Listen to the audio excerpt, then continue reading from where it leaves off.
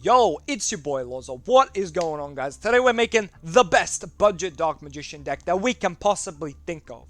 Now, right off the bat, we got your boy Dark Magician at 1. He's an ultra rare, so we're just going to play 1 for now. Plus, it's probably a better ratio, let's be real. Anyway, we got Magician's Rod at 3. It is a rare, meaning it's super easy to get. You'll love to see it. We are getting into some of the problematic cards around here, so let's move down to the cheaper Dark Magician cards and see what we could possibly use.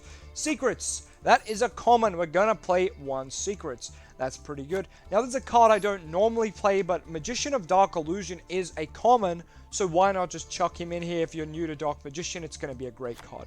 Eternal Soul. Now, Eternal Soul's are rare, and because this is a new Dark Magician deck, we could max out on it, but instead, I think we're going to go down the Navi path.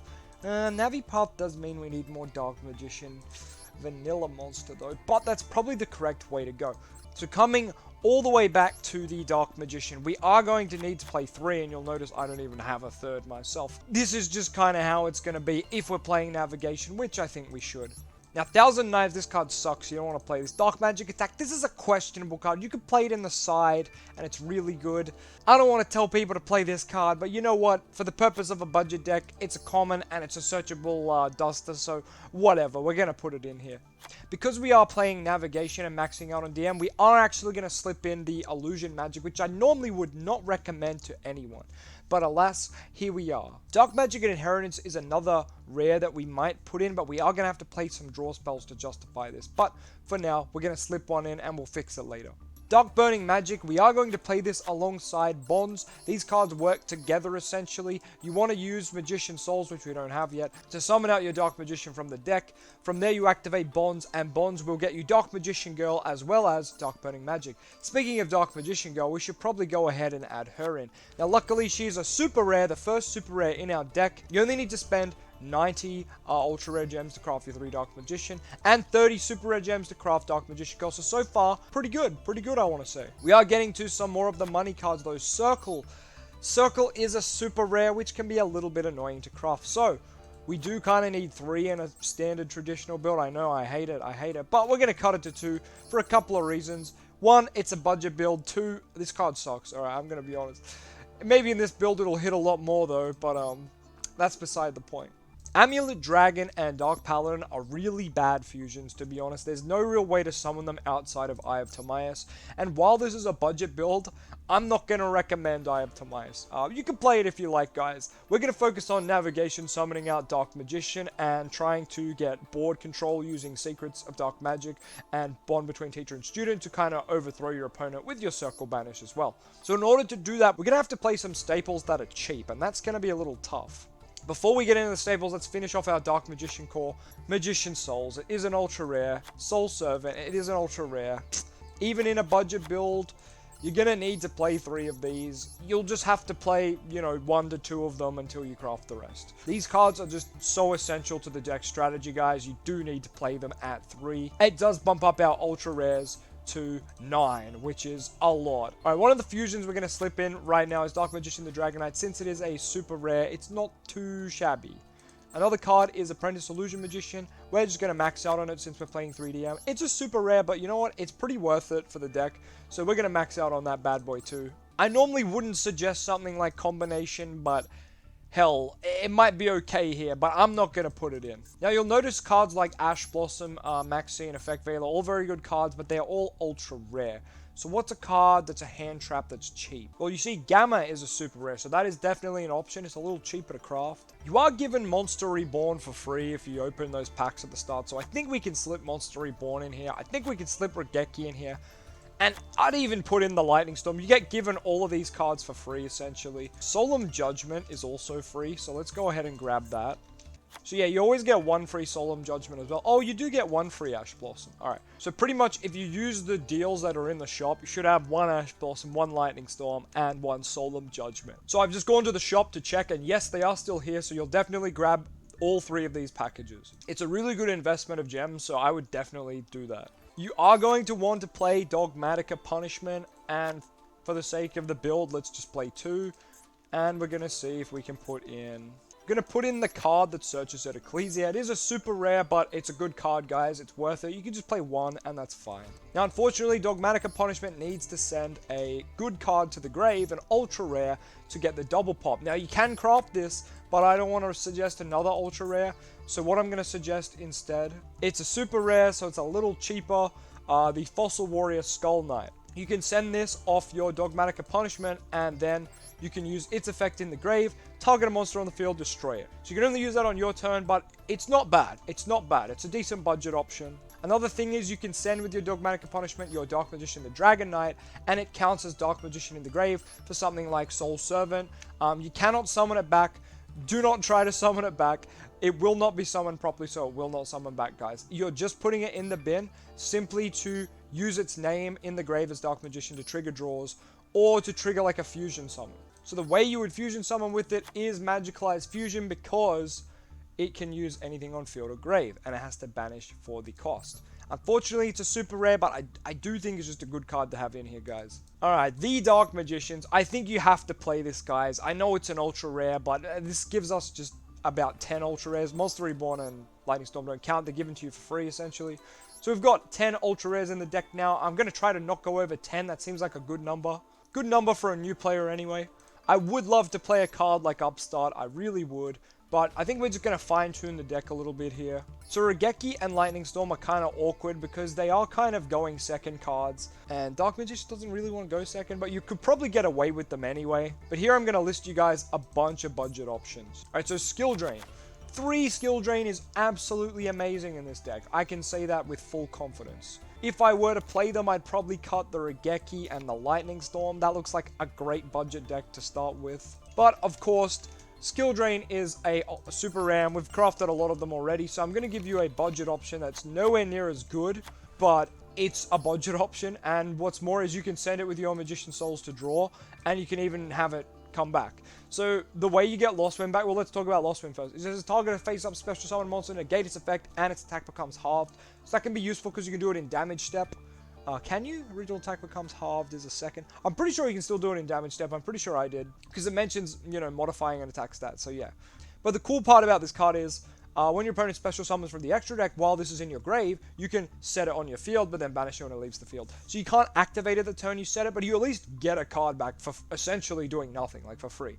And yeah, sometimes you open these, like too many of these with Magician Souls. Yeah, you can just send some of them away for draws. You know, you'll get them back later anyway. It's kind of like a random investment, kind of. Now, if you didn't want to play Magician Souls, you could easily cut them for, yep, Elemental Hero Prisma. It's by no means better, not at all, but you'd have to normal summon it for 1, or use something like Summon a Monk to bring it out, which is equally as bad. And then you can reveal a fusion in your extra deck, so you can reveal Dark Magician the Dragon Knight, and then send a material from deck to grave. Prisma will then identify as Dark Magician for the turn, which you can, you know, do some shenanigans with that, but mainly you just want to use that for Dark Magician in your grave. But yeah, as I said, really try to get those Magician Souls. They're just so much better. Book of Moon. Book of Moon is an amazing card, guys. It's a rare, and it's pretty damn good. Blake, do not be angry. I'm sorry. Book of Moon's a great budget option. All it does is flip something face down. Sometimes that's all you need. Sometimes it's not quite what you need. But, nevertheless, it's a budget option, so go ahead and grab some. A deck that's very similar to Dark Magician is Invoke. Well, it's not similar, but it's similar by the concept that it's a Dark Spellcaster fusion-related deck. Play an Invoked Engine in your deck. It's honestly cheap as chips. Like, everything here is a super rare. You do not need anything outside of what you see here. So, for example, let me show you a build if I tried to do that. Ideally, Upstart is like the best draw spell in this deck because you can combo it with stuff like Soul Servant and Circle and get exactly what you need when you need it, which is really nice because Rod can add you Soul Servant and yada yada. But we can't really afford to play it because it's an ultra rare. So 3 Pot of Extravagance will do, but you will need to craft some random extra deck cards. But honestly, those extra deck cards could be anything, so let's just go down here and just slap in like a bunch of, invoked this guy and Moki Moki King. You know, it doesn't matter what your extra deck is. You'd want to max out on the stuff you do need though. Oh yeah, Artemis is another really good link one for 1 Dark Magician and 2 for the Invoked Engine with Alistair. Helps you make a 1 card Mechaba, and you do love to see that. And yes, Pot of Extravagance does kind of clash with Soul Servant, unfortunately, but when you're playing a budget build, you just have to make those sacrifices, unfortunately. Now, you could play another cheeky card in this build, like Kaiser Colosseum. This card's really oppressive. What it's going to do is, say your opponent can't have more monsters than you. That's always really good. So, for example, you can have the one Mechaba out that you've summoned off your little Alistair combo, and your opponent can't combo because they can only summon once. You're probably going to negate, you know, anything extra they do, and then they're stuck with one monster because they can't go past one. So yeah, this is probably what I would want the budget Invoke build to be like. You'd fix up the extra deck a little bit more, but something like this. Getting back to pure Dark Magician, you're going to want to maybe have a Salvation as well. It can be very good. It is another super rare, so don't prioritize it, but if you get it, you get it. So yeah, if you just want to focus on some cheeky text from here, we're going to put that Kaiser Colosseum back in. You could play Secret Village of the Spellcasters because this card says your opponent just can't use spells. If you have a Spellcaster, it's absolutely phenomenal. It is a super rare, but hey, maybe you got some spare gems, you can craft one or two. Wouldn't be too shabby. The triple skill drain, once again, I think that has to go in, but I'm just going to put them in as lost wins, just as like that budget option. Ebon Illusion Magician, it's only a rare, and it's absolutely great if you're playing stuff like Navi and stuff like, you know, Dark Magician. Absolutely great. You could play Mahad, but it's an ultra rare and it's kind of bricky, so I wouldn't even bother. Other rank 7s you can look to make is stuff like Big Eye, stuff like Flare Metal. Now these are super rares and you don't have to make them. Oh, I haven't made a Draco Sack yet. I don't know one. Well, you can play Draco Sack as well, but he is an ultra rare, so that freaking sucks. That's why I haven't made one. In terms of other cards, you might want to play a Naruto because it can rank up. You have Magician Soul, summon out Dark Magician. You can then summon out Apprentice by discarding a card and exile them into Naruto, the Moral Leader. From there, he can rank up into Ebon Illusion Magician, which is pretty good. And from there, you could even go ahead and rank up into Zeus. But Zeus is an ultra rare once again, but it is a very good blowout card, so you may want to go for that. But yeah, we'll cut him for now, just because he's a big boy. Now, this is a very spicy card. I'm going to generate one of these right now. This card is the spice in DM. Why is this card the spice in DM? Well, you have Circle and you have Soul Servant that stack the top card of your deck, you know? Or they stack it or they look at it. Archfiend's Oath says you can pay 500 to clear the top. If you excavate it right, add it to your hand. That's pretty good. The other thing is it's a continuous spell, so you can send it away for draws with Magician Souls afterwards. Absolutely phenomenal. It's not the greatest thing, but it's a spicy little tech that I do enjoy. Now, of course, you could get away with playing some anime garbage like the True Name. It serves a similar purpose to Archfiend's Oath. Essentially, what you do is you declare the top card once again. If you get it right, add it to your hand. Then you can special a God card, a divine monster, from your deck. Otherwise, you have to send it to the graveyard. Okay, so if you get the card wrong, it goes to the graveyard. But in this case, yeah, you're going to summon a God card too. The best God to summon is Obelisk because it's a 4K beat stick. But once again, you really don't want to summon the God card. The main thing is the interaction with the top deck card. But I feel like if you are playing True Name, you may as well go all anime and play the Obelisk as well. You could play Slifer or Ra, they're just strictly worse because they come out with like questionable attack. I think Ra comes out on 0, so it's crap. Or Ra can't even be specialed, I think. I can't remember. But anyway, Obelisk can come out. It does die at the end of the turn, I believe. Wait, no, Obelisk doesn't die at the end of the turn? That's weird. I think Slifer does. Anyway, the cool thing about Obelisk as well is it's a 4K beat stick. You can just run over your opponent with it. Or you can link it away to make plays with like Anaconda or anything else. Speaking of which, you can craft Anaconda if you've got the spare gems. It is an ultra rare, so I'm not going to include it, but it is a good option. Other links you are going to want. You are 100% going to want Imduk. He is a rare, and you can get him from clearing the World Chalice story mode. I think it's the second or third mission in. And Link Spider. It's a super rare, but if you pick the Cynet starter deck, you get one straight off the bat, and that's exactly what I did. So extra deck's kind of shaping up. Now, you don't necessarily need to have these super rares, so let's cut them out and just keep what I think is kind of mandatory. Actually, really like this list how it is. We'll talk quickly about Rivalry of the Warlords and Goza match. They both can be very, very oppressive. It means you can only control Goza means you can only control attributes that are the same type, so Dark, for example. Rivalry means you can only control monster types of the same type, so like Spellcasters in this deck, right? So they can lock you out of like your Link summoning and some of your fusions, but The main point is it should lock your opponent out, and you can play a simplified game state with like Dark Magician, Circle, Eternal Soul Banish, and probably win from there. I'm going to cut them because they're super rares, and we already kind of got too many super rares, I think. And while Kaiser Colosseum is very cool and fun, it's a super rare too. Village is also a super rare, and I'm going to try to keep the super rares to the in-archetype cards, more or less. Magical Eyes gets a pass because it can summon in archetype cards, so it's fine. You could play some Kaijus if you want, and this is normally the best one to play because the Wind Barrier statue, but not a lot of decks are playing the Wind Barrier statue on ladder I've found, but you know, if you want a Kaiju, you could always play a level 7 one, that's probably better.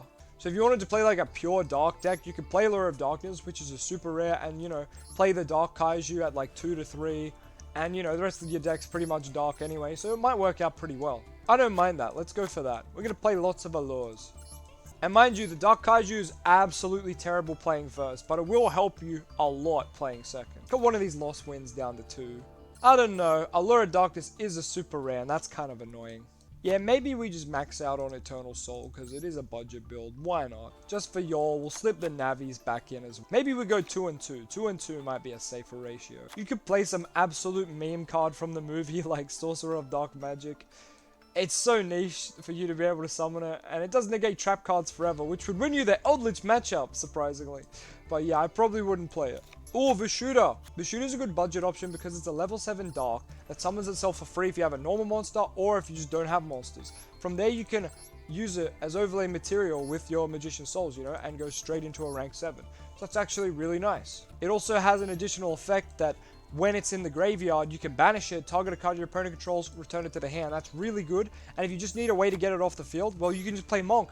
Monk is a common Link 1, and it's just any 10-year monster. So you could summon out Vishuda, and if you just don't have a way to make a rank 7, let's say it's your only card that's a monster, and you just open all traps, cool, just make it into Monk, use Vishuda to bounce something, cool, hit your opponent for 1,000 pass. It's not the best play in the world, but it's a play. I mean, if you really wanted to, you could play some cringe stuff like Breaker, the Magical Warrior, and Skilled Dark Magician. Some very anime OG Dark Magician cards. They are rares, so sure, put them in if you want. I'm not going to put them in, but you guys can add those in if you really want.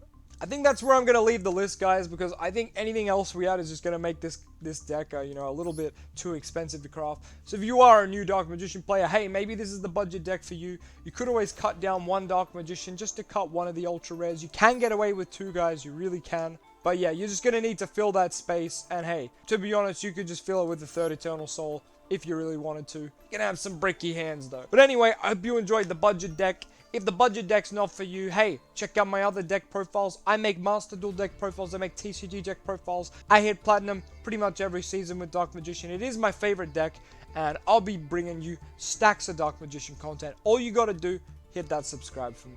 Thank you very much. Have yourself a wonderful night. Bye-bye. And remember, play your Red Eyes Fusions at 3. Except on Master Duel. You don't play it at all. But that's okay.